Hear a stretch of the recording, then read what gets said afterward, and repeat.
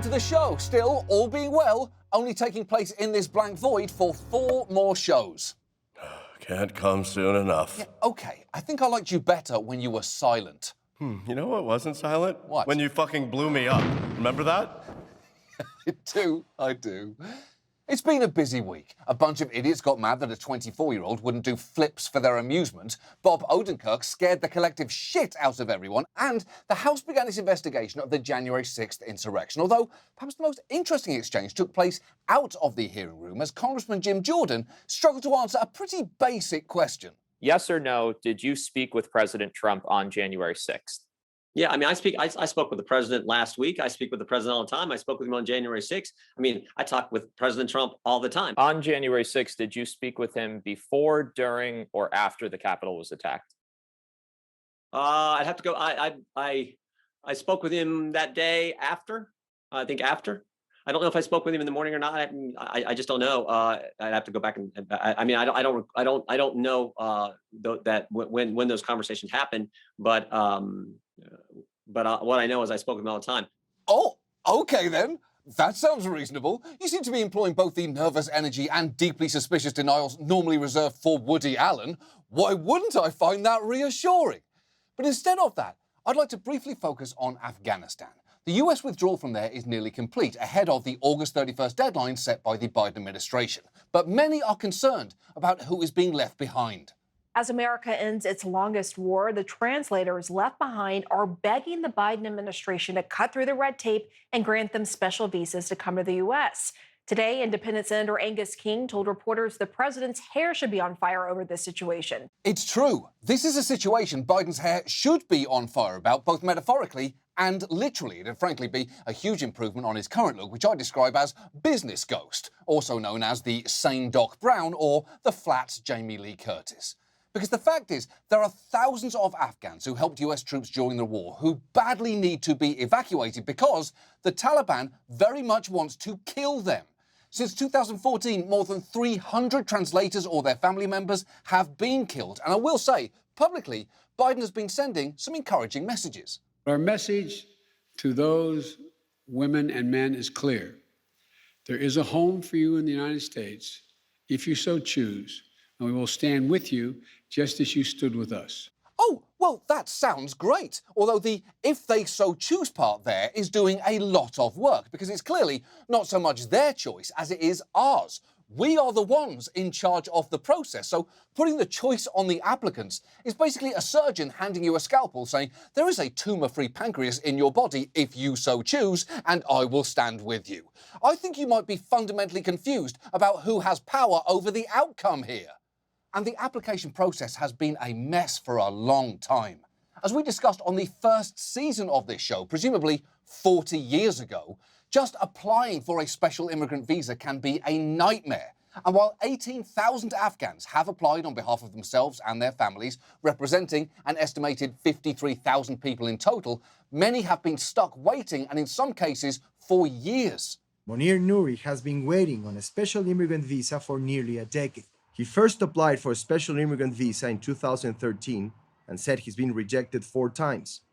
Monir was told by the State Department that his documents were fraudulent, but was not giving a specific example to appeal. There is more than hundreds and hundreds more special force interpreters left behind. They have the same issues, and I don't want to be left behind. Yeah, of course not. And we can't let that happen because it's practically a death sentence. Being left behind in this context is even worse than seeing Left Behind, the 2014 Nicolas Cage faith-based thriller about the Second Coming that boasts, and this is true, a solid 1% on Rotten Tomatoes. Clearly, there aren't many things worse than seeing Left Behind, but I'm going to say getting abandoned to be murdered by the Taliban is definitely one of them. And it's not just that interpreter who is frustrated here. The US soldiers he worked alongside are also appalled by this situation. We're filling out all the paperwork, we're going through all the due diligence in the process to make this right, and nobody is responding with any information that would be critical to getting him out of country. Like, this is like both a huge leadership failure for me, like personally and in the military. The fact that I haven't been able to get my guy out. That does sound maddening. Particularly because getting my guy out is basically what we've been conditioned to think the military does. It's supposed to be saving Private Ryan, not filing paperwork on Private Ryan's behalf, waiting a few months, filing requisition paperwork to track down the initial paperwork, and then learning Private Ryan was shot in the head by a Nazi last month. And there is real urgency here, as the Taliban currently controls about half of Afghanistan's 419 district centres, and while they've yet to capture any of the provincial capitals, they are pressuring about half of them. This is basically the Bill Cosby comeback tour of political crises. We can all see where it's going, and if we don't act quickly, something terrible is going to happen. And yet, incredibly, there are some, like Supercut superfan Rand Paul, who have questioned whether we should be evacuating all of these people at all. I would encourage them rather to stay and fight. I think it would be good to have many English speakers in Afghanistan. The future of Afghanistan could be a bright future, but they're going to have to fight for it. And ultimately, it is their fight. Okay, first, fuck all the way off. And second, fight with fucking what exactly? Their working knowledge of the difference between there, and there?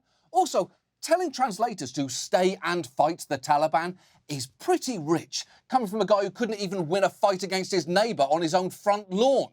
And the administration may point to the fact that this month 2,500 Afghans are being flown in stages to an army base in Virginia, and that they're negotiating with third countries like Qatar and Kuwait to house Afghans at military bases while they await visa approval. But so far, a tiny percentage of the people in the pipeline have been evacuated.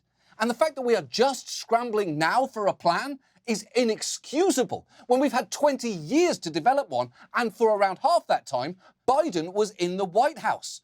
If we really want to make sure these applicants are safe, we could bring them to the US for processing. Guam has been suggested, and we should do that right now because the clock is ticking and the translators in Afghanistan are well aware of that fact.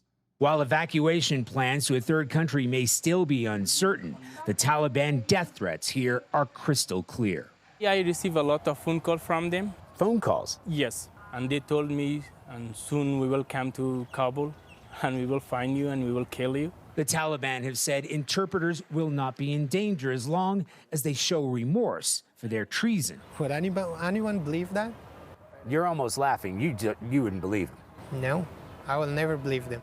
Yeah, of course he doesn't believe the Taliban. A Taliban promise sounds inherently like bullshit. It also sounds like a pretty racist softcore romance paperback written by a white woman who's never met anyone from there, but mostly it sounds like bullshit. There is no reason to believe things will end well for anyone we leave behind.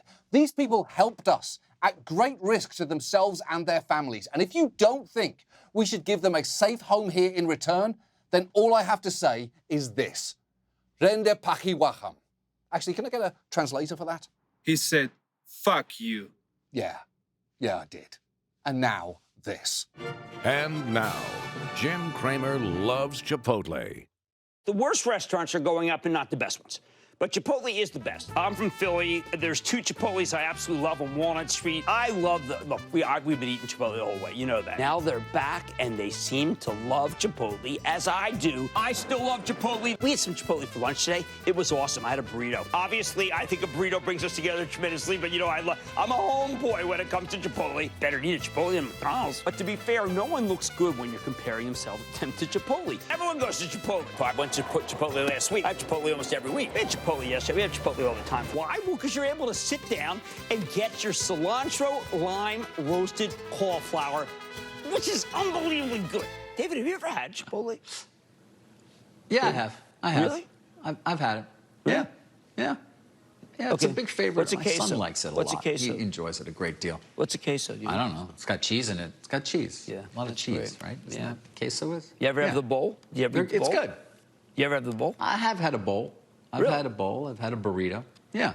Okay. Did you ever get the box? But I'm not. Did you ever get the box? No, I'm not a. Okay, that's good, 'cause there's no I don't box. go there that often. All right.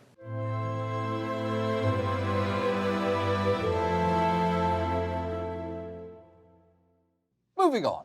Our main story tonight concerns ambulances. You know, big ouchie trucks that go whoop whoop. Ambulances can be an annoyance to city dwellers with their shrieking sirens, although not if you live in Brussels, where that siren sounds very different.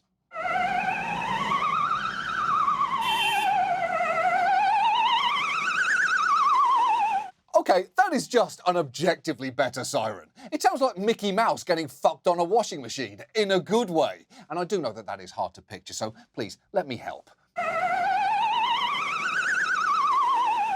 Oh boy. I mean, that's fantastic. I'd far rather be woken up by the sound of America's rats getting railed on the spin cycle because I'd immediately laugh, then remember that someone was having a medical emergency and feel bad, then hear the siren and laugh myself to sleep again. What a siren! Anyway, ambulance crews clearly play a critically important role across the country, so it is no wonder that during the height of the pandemic last year, they were among those who got an outpouring of gratitude and nightly applause, with New York's mayor even making this pledge. I want to guarantee you one thing, that when that day comes, that we can restart the vibrant, beautiful life of this city again, the first thing we will do is we will have a ticker tape parade down the Canyon of Heroes for our healthcare workers and our first responders. We will honor those who saved us. Okay, first, I don't know if a parade is quite the dangling carrot de Blasio seems to think it is, because parades, and this is true, suck. They are loud, crowded, and go on approximately 4 hours too long. The only good thing about the Thanksgiving Day parade is seeing which country singer gets to lip sync next to the Jolly Green Giant's dick. But second, there was a small irony in all the vocal appreciation that took place last year, as this EMT that we featured pointed out. Right now, I'm doing all of this with no health insurance. The job doesn't offer it, and our affordable marketplaces aren't very affordable. If I get sick and I go get tested positive, I can't go to the hospital. You know, people come out and they show us the support, and I love it. I've eaten so much pizza in the last 2 weeks. It's been great. I don't need pizza. I need to be able to pay my bills. Right. People clapping and giving pizza in appreciation was very nice, but it wasn't a substitute for the things that they actually needed, like a living wage and health benefits. Think about it like this. If you had a heart attack and paramedics showed up with a pepperoni pie and some garlic knots, you'd be grateful, sure, but you'd also be justified in pointing out that that's not everything that the situation demanded. And that man's story is by no means a one-off. EMS workers around the country are shockingly underpaid, which is kind of amazing, especially when you consider how prohibitively expensive taking an ambulance can be. So much so, you'll often see local news stories like this. It was rush hour at the Mass Avenue station when this passenger stepped off the crowded train. Surveillance video shows the moment her leg dropped into the gap, trapping her between the train and the platform. As other commuters rocked the train to dislodge the woman's leg, a Boston Globe reporter tweeted from the scene. She begged no one call an ambulance. It's $3,000. I can't afford that. Wow. It is a pretty strong indictment of our current healthcare system that woman's main concern was getting crushed financially even while she was getting crushed physically. So given that, we have injured people begging bystanders not to call ambulances and the EMTs who work inside them forced to live off pizza donations. Tonight, let's take a look at our emergency medical services, specifically how they function, why they can be so expensive, and what we can do to fix things. And the first thing to know is there is absolutely no consistency when it comes to EMS in this country. When you talk about emergency medical services, you're actually talking about 19,000 locally run EMS providers with wildly different structures. To give you an idea of just how much variance exists, in Houston, EMS is provided by firefighters cross-trained as paramedics or EMTs. In New York City, it's under the fire department umbrella, but it's a separate division and supplemented by private companies. In Pittsburgh, it's a freestanding municipal department of its own, and in rural Wyoming, EMS is mostly provided by volunteer-based organizations. And frustratingly, in no part of the country does EMS have ambulances that sound like this. The very fact our sirens could sound like a Puccini aria performed by a flustered parakeet, and yet we choose for that not to be the case, makes us a bunch of fucking idiots. But all of this is to say, if you have seen one EMS setup, you've seen exactly one EMS setup. And one reason for this is that there is no single federal agency overseeing and supporting EMS in the same way that, for instance, fire departments have the US Fire Administration. And the frustrating thing is, it didn't have to be this way. Back in 1973, Congress enacted the EMS Systems Act, which created a new program to help develop regional EMS systems, something that was badly needed. Prior to that, ambulance services were frequently provided by hearses simply because they were long enough to transport a human body. Now, unfortunately, under the Reagan administration, budget cuts eliminated direct federal funding and oversight, shifting the responsibility onto the states, many of which opted to direct their money away from EMS and into other public health services instead. Which brings us to an absolutely incredible fact. Unlike other first responders, such as police and fire departments, right now, in all 39 of these states, EMS is not considered an essential service, meaning local governments don't have to provide it to their citizens, which as a practical matter means EMS generally has much less access to government funding. This is a huge deal. And if this is surprising news to you, you are not alone. Just listen to this Utah state representative. I became aware of the fact that this issue existed when I asked the question to Chief Brad Hannock, Chief, what can I do for you? And he started explaining to me this issue, and I was like, really? Because I thought this was an essential service too. I didn't know any better. Yeah, of course he was surprised. Finding out that EMS is not deemed essential is like finding out that most states don't consider geese to be birds. That's what they are. They have beaks, wings, feathers, they rain shit from the sky. Sully Sullenberger is their Jeffrey Dahmer. They're fucking birds. I didn't realize anyone was even disputing that. EMS providers can be so strapped for cash, especially in rural areas, that they have to fundraise for themselves. Do a quick search on GoFundMe right now, and you will find multiple outfits trying to raise money for equipment, gear, and updated ambulances. And you know our healthcare system is fucked up when patients and providers are relying on the same crowdfunding platform.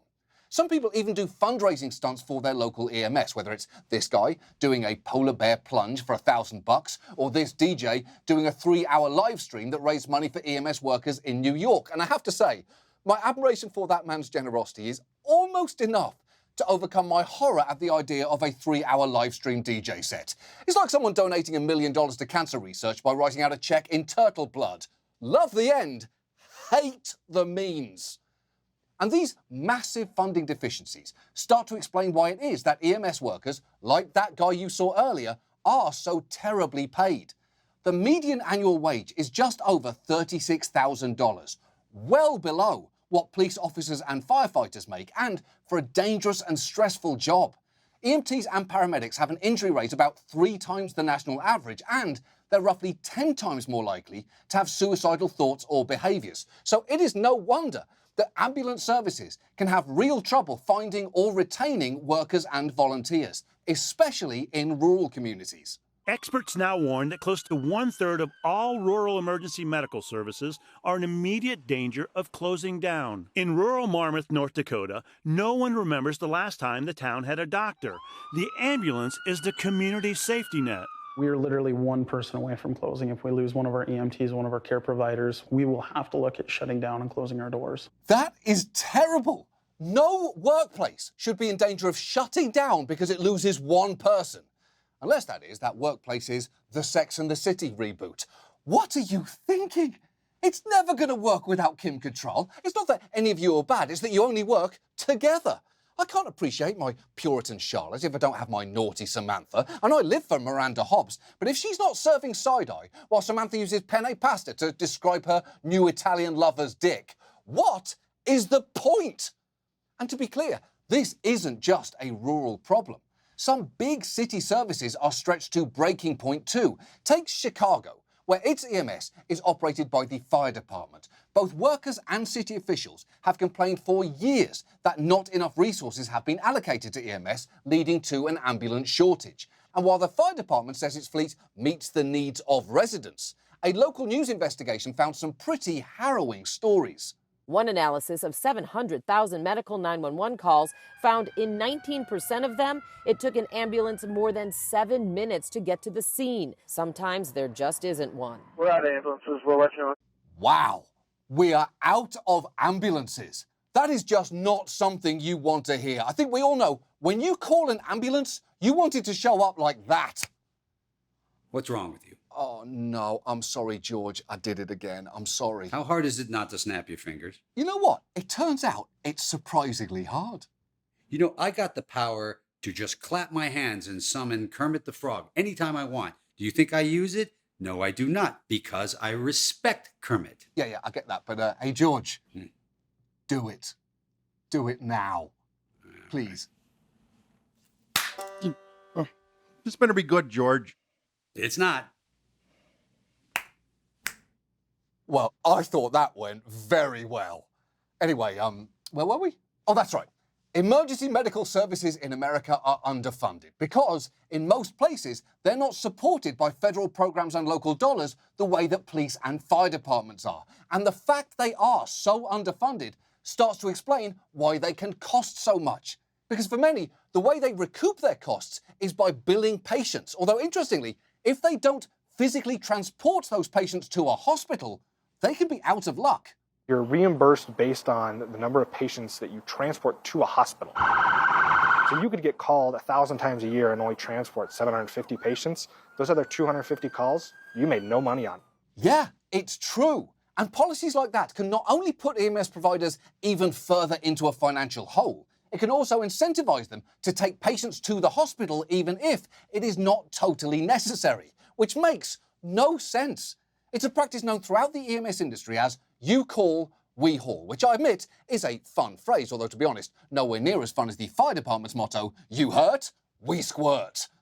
And EMS's funding structure doesn't just serve providers poorly, it serves patients poorly too, because right now, patients and their insurance reimbursements are most EMS outfits' primary funding sources, which is just not a good situation for either side. Some patients have Medicare and Medicaid, and by law, EMS providers are required to accept their reimbursement rates despite many saying that they are set too low. But for patients with private insurance, the fact is, EMSs are not required to accept that at all. In fact, many choose to keep themselves out of network for most insurers, meaning that they can generally set their rates wherever they want. This situation can often leave patients facing so-called surprise bills, some of which can be absolutely ridiculous.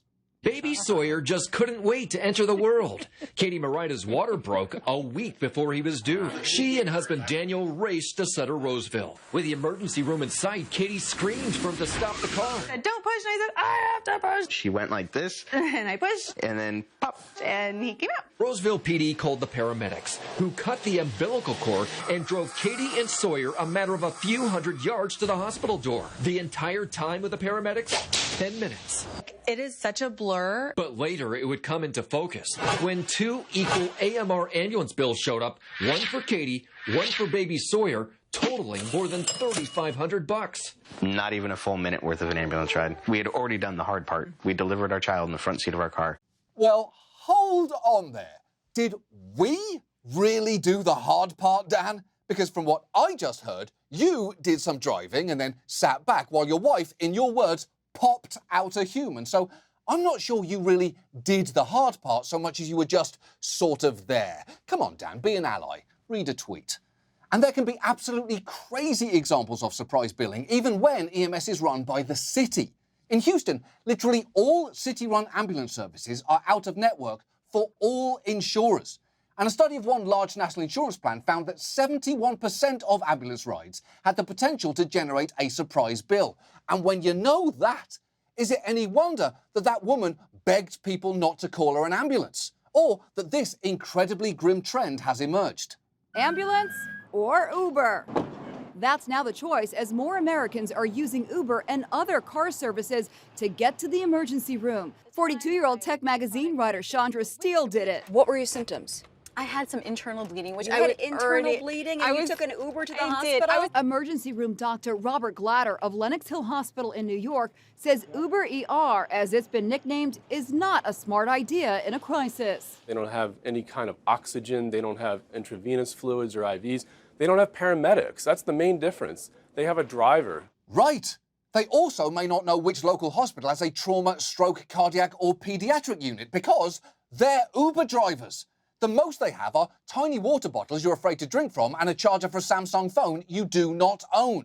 So, to recap, instead of all of us paying a little bit all the time for ambulances, we have a system where some of us pay an awful lot all at once when we have a terrible emergency. And if you're thinking, how could this possibly get any worse? Well, wait, it can. Because for-profit businesses are also involved here. In fact, currently, private companies represent about 25% of all ambulance providers, and many of them are owned by private equity firms who've been acquiring distressed local ambulance providers for decades now. Remember that baby who got a bill for being born? That came from a private for-profit company, American Medical Response. They are currently the largest ambulance company in the US and are owned by one of the country's largest private equity firms. And when a private equity firm swoops in to help wring profits out of ambulance services by keeping costs low and revenues high, things generally don't change for the better. Take Transcare, an EMS company acquired out of bankruptcy by a private equity firm run by this woman, Lynn Tilton. And a few things to note about her. Aside from serving looks that can only be described as my style icons are Wayne Newton and a Ferrero Rocher candy, Lynn Tilton is a self-described poet, already one of the biggest red flags imaginable. We looked, and one of the only things close to poetry we could find from her was this Instagram post. I am a woman of strength. Nothing can break my spirit. I am wild and free. I am a warrior of light. I am me. Which feels less like real poetry and more like someone with a concussion trying to remember Kesha lyrics. Lynn Tilton was also the star of the sadly cancelled reality series Diva of Distressed, where she portrayed herself as a saviour of troubled companies in inspirational moments like this. One of the things we do is we all commit. So I'm going to ask you all to commit with me that we will not stop until we have achieved our goal. I commit. We commit. Thank you. Commit! Commit! No pussies in my mill! She seems great. And Lynn Tilton certainly knows how to instill a sense of courage in those around her. It reminds me of that famous FDR quote, "The only thing we have to fear is pussies in my mill." And Tilton promised to bring that uplifting leadership style to Transcare. But many who worked there described rough conditions on her watch, with one former employee saying they were sent out in a vehicle where the brakes didn't work properly, and during the 2014 Ebola scare had trouble getting enough sanitary wipes to disinfect their ambulances. Former staff even said they were pressured by Transcare supervisors to go ER shopping, meaning they would steal medical supplies from the ERs to restock their ambulances. And when Transcare inevitably ended up filing for bankruptcy in 2016, its employees found out that they'd lost their jobs like this. Workers were told they had 30 days left on the job. They showed up today to find this. Transcare was shuttered.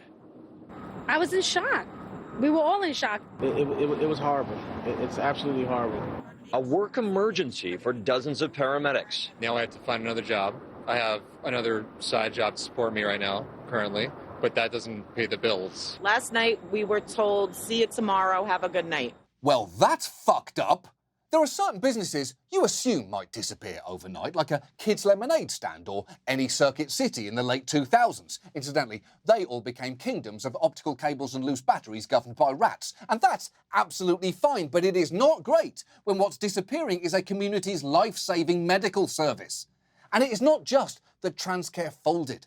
It's that in a bankruptcy court ruling last year, a judge recommended finding Lynn Tilton liable for nearly $42 million for stripping value out of the company, which I guess isn't totally shocking from a woman whose employees were encouraged to strip value out of fucking emergency rooms.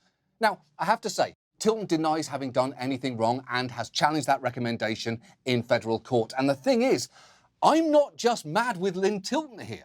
I'm mad that we're operating a system where a vital service is left vulnerable to the Lynn Tiltons of the world. So what can we do about this? Well, as I've said before, ideally we transition to a Medicare for all approach, but that doesn't seem to be in the cards right now. And in the meantime, there are smaller things that we could and should do. For patients, we need to put an end to surprise billing. And the good news is, Congress passed a bill last year called the No Surprises Act, making it illegal to send patients steep medical bills when an out-of-network provider is unexpectedly involved in their care. The bad news is, while that applies to air ambulances, the bill, for some reason, explicitly carved out ground ambulances, in other words, most fucking ambulances. As for EMS providers, we should establish a lead federal agency dedicated to them. And they should absolutely be labelled an essential service, especially because that's what everyone thinks they are. But for that label to mean something, it has to come with funding at the local, state, and federal levels.